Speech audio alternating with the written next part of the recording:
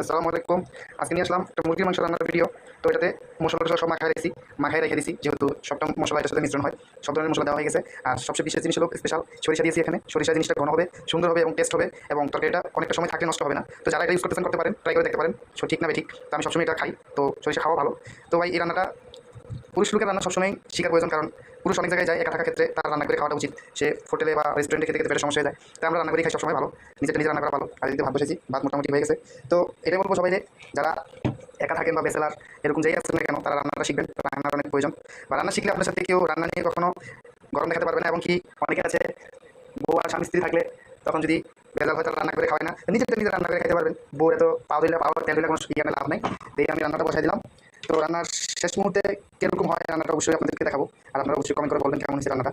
আসলে আমি মোটামুটি সব দিকে করার চেষ্টা করি, এবং আমি যতটুকু পারি সেটা আমি জানি। আর আপনারটা তো আমি জানবো না, আমারটা আপনি পুরোপুরি জানবেন না। আমি নিজে জানি আমি কতটুকু পারি। ইনশাল্লাহ যে কোনো কাজেই কোনো দিকে হার মানতে রাজি নেই। তো যদি আমার রান্না খেয়ে যদি কেউ বদনাম করে, তাও এরকম কিছু না, আমি অনেক জায়গায় রান্না করি সবসময়। ভিডিও দিলে তো মনে হয়েছে ভিডিওটা দিই, তাই দিছি। দেখতে থাকেন কেমন হয়। তো এখন মনে হয় প্রায় কষানির কাছাকাছি চলে আসছে।